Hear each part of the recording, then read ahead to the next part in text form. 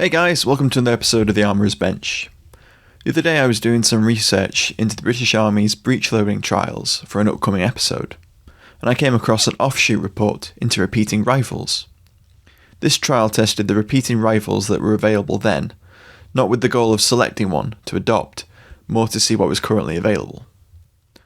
Following the Prussian-Danish War of 1864 and the decisive advantage the breech-loading Dreiser needle rifle gave the Prussians, most of Europe scrambled to switch to breech loaders.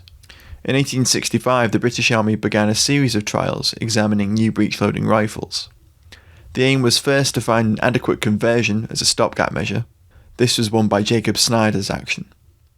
But also to find the ideal breech loader that was best suited to service all over the British Empire. And that was won by the Martini Henry. But as an offshoot to these breech-loading trials, the Army also carried out testing on new repeating arms. I, like many people, have often wondered why wasn't the Winchester lever action or other repeaters taken more seriously by European powers during the 1860s. So today, we're going to take a look at the February 1869 report on repeating arms and try to answer that question. A testing committee headed up by Lieutenant Colonel H.C. Fletcher of the Scots Fusilier Guards, with officers from the 48th and 3rd Regiments, began experimenting with repeating rifles in 1867. 6 repeating rifles were tested: the Henry, the Ball and Lamson, the Larson, the Spencer, the Vetterli, and the Winchester. The Norwegian Larson was provided without ammunition and was quickly dropped due to concerns about the safety of its action, and the Vetterli and Winchester were added during the latter stages of the trials. As I mentioned, the aim wasn't to select a repeater for adoption, so the trials weren't exhaustive, but they did test for accuracy and ran the guns through sand tests.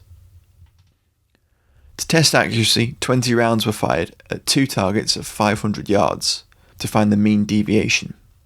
The Spencer was found to be the most accurate, while not surprisingly the Henry, chambered in .44 rimfire, fared the worst. The rifle's rates of fire were also tested. The Ball and Lamson fired 40 rounds in just under 3 minutes.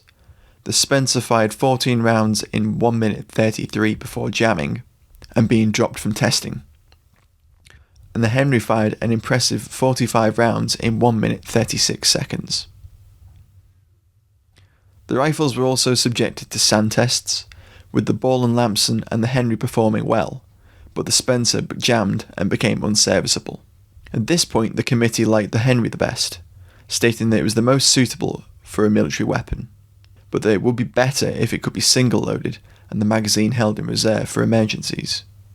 This is the first mention of a doctrine that the British Army would hold for decades. The late entry from Winchester was examined following the first round of trials. Having heard about an improved Henry, Fletcher and the committee contacted Winchester and requested a rifle to test. But it seems that some modifications were made at their request, probably to address the shortcomings of the Henry that had become clear during testing. The exact configuration of the Winchester is a bit of a mystery. It wasn't a standard model 1866 musket chambered in .44 rimfire. The report describes a rifle that was 50 inches long, weighed 8 pounds and 12.5 ounces, with a 29.75-inch barrel and a 12-round magazine. It chambered a .45 caliber round that was centerfire rather than rimfire, and fired a 320 grain bullet. The Cody Firearms Museum, which houses the Winchester factory collection, has a number of prototype 1866 pattern rifles, chambered in larger calibers than .44. Here's a photograph of one of these rifles. The one tested by the British committee may have looked something like this. As the committee contacted Winchester directly, it's possible that they requested a rifle chambered in a larger centre-fired round, to improve on the Henry's poor accuracy at long ranges. When tested at 500 yards, the Winchester achieved groups of less than 1.5 feet of deviation, and when pushed out to 800 yards, managed 3.6 feet. The rapidity of the Winchester's action was also tested, and 25 rounds were fired in just 1 minute 18 seconds, with 3 reloads. The rifle included a new loading gate in the receiver designed by Nelson King. The committee saw this as a much more practical method of loading. When sand tested, the Winchester, unlike the Henry, became jammed, with its lever, becoming bent and unserviceable. Despite the weakness of the lever, the trials committee decided that the Winchester was simpler in construction and better adapted to the purposes of a military weapon than the other rifles and the Swiss Vetterli, which they described as not well suited to the purposes of a military rifle. The committee, however, wasn't prepared to recommend a repeater for general adoption based on the testing. So why wasn't the Winchester adopted? Even in small numbers, surely that would have been useful somewhere. The committee's final report in February 1869 concluded that while they felt the Winchester was the best of the rifles tested, it could be improved further. It was believed that the heavy weight of the rifle when fully loaded and the complexity and weakness of the action made it objectionable for service.